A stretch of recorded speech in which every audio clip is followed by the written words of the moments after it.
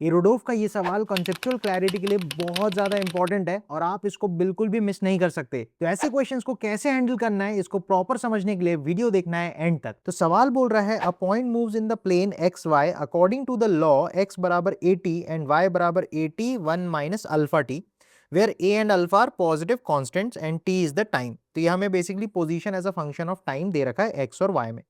बोला the equation of particles points trajectory y as a function of x चाहिए और इसको प्लॉट भी करके दिखाना है।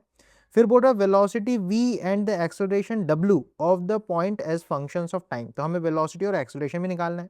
फिर बोल रहा है the moment T not at which the velocity vector forms an angle pi by 4 with the acceleration vector. यहाँ बेसिकली हम 3 पार्ट्स में इस क्वेश्चन को सॉल्व करेंगे और हर पार्ट हमें कुछ नया सिखाएगा। तो सबसे पहले जो हमको दिया है दैट इज एक्स और वाई की पोजीशंस अपन को दे रखी है, सही है। अगर मैं एक्स को डिफरेंशिएट करूंगा तो वेलोसिटी मिल जाएगी। तो वेलोसिटी वेक्टर एक्स वाला बोले तो x component of velocity will be A T का 1 हो जाएगा।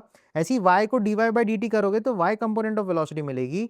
y को आप सबसे पहले यहाँ पे ऐसे लिख दो A T minus A alpha T square. अब इसको आप डिफरेंशिएट करोगे तो y वाली वेलोसिटी बहुत आसानी से मिलेगी, that will be A minus two A alpha T. ठीक है, y कंपोनेंट ऑफ वेलोसिटी मिल गई। मतलब अगर मैं वेलोसिटी को एज अ वेक्टर फॉर्मेट लिखना चाहता हूँ तो ये होगा ए टाइम्स आई कैप और प्लस ए माइनस टू ए अल्फा टी जे कैप। ये अपनी वेलोसिटी वेक्टर आ गई। इसके अलावा एक्सेलरेशन भी चाहिए था, तो एक बार और डिफरेंशिएट कर दो। तो इसी में मैं कर दे रहा हूँ। एक्सेलरेशन वेक्टर अगर मैं निकालूं, देखो x में आप डिफरेंशिएट करोगे तो a तो कांस्टेंट था, कांस्टेंट का डिफरेंशिएशन 0 होता है, राइट। इसके बाद जो एक्सेलरेशन आएगा वो j में ही आएगा। अब जब इसको डिफरेंशिएट करोगे तो a का डिफरेंशिएशन अगेन 0 हो जाएगा विद रिस्पेक्ट टू टाइम, और इस पार्ट का डिफरेंशिएशन करोगे तो ये माइनस टू ए अल्फा रह जाएगा और t का डिफरेंशिएशन 1 बन जाएगा। तो अपन बोल सकते हैं एक्सेलरेशन हो जाएगा माइनस टू ए अल्फा जे कैप। तो यहाँ सीखने वाली बात यह है कि वेलोसिटी एक्स और वाई दोनों में है और एक्स वाली वेलोसिटी कांस्टेंट है, और वाई डायरेक्शन में, नेगेटिव वाई डायरेक्शन में एक्सेलरेशन भी कांस्टेंट आ रहा है क्योंकि ये ए और अल्फा तो कांस्टेंट है। तो हमें इस क्वेश्चन में से वेलोसिटी वी और एक्सेलरेशन डब्ल्यू निकालना था। ये बेसिकली एक्सेलरेशन आ गया, ये वेलोसिटी आ गई as a function of time. तो बी पार्ट हमारा हो गया। इसके अलावा उसने हमें इक्वेशन ऑफ ट्रेजेक्ट्री भी पूछी है। जब भी इक्वेशन ऑफ ट्रेजेक्ट्री हमें कभी भी पूछे तो टाइम को एलिमिनेट करना है, बस यही आइडिया आपको ध्यान रखना है। अब देखो x जो है उसमें टाइम बैठा है और y जो है उसमें भी टाइम बैठा है, और जब भी हमें किसी कर्व की इक्वेशन चाहिए तो वो y as a function of x ही होता है, उसमें टाइम वाइम नहीं रहता है।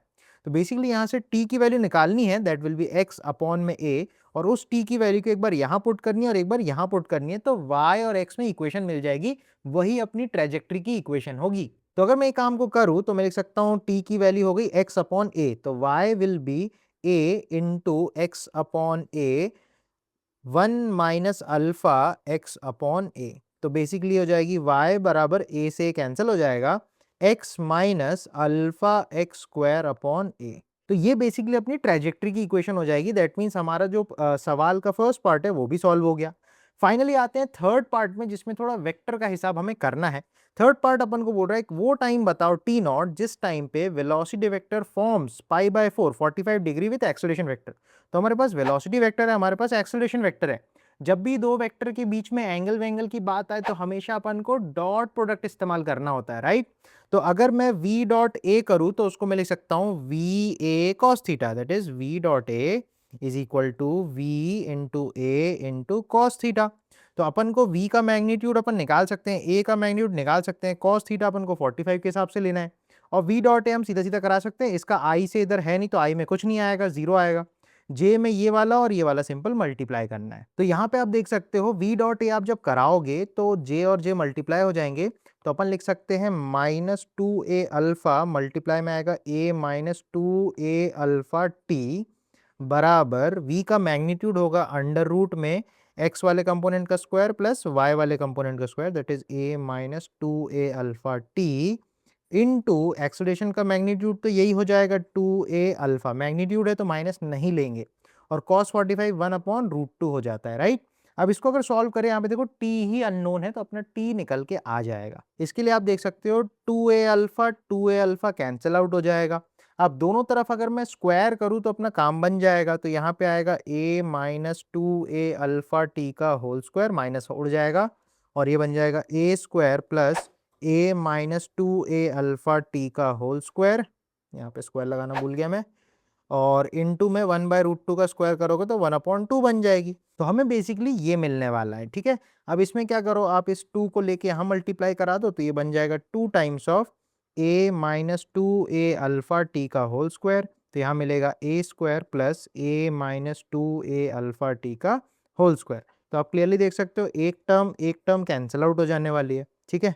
तो नेक्स्ट स्टेप में आप जब जाओगे तो यहाँ पे बचेगा लेफ्ट में a square plus 4a square alpha square T square minus 4a square alpha T, मैंने a प्लस बी का सॉरी a माइनस बी का होल स्क्वायर लगा दिया, और राइट साइड में आपके पास बचेगा a स्क्वायर।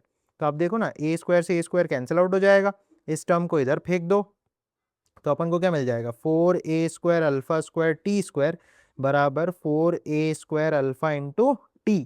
तो यहाँ से आप देख सकते हो एक टी कैंसिल हो जाएगा, दैट मीन्स टी बराबर 0 एक सोल्यूशन है।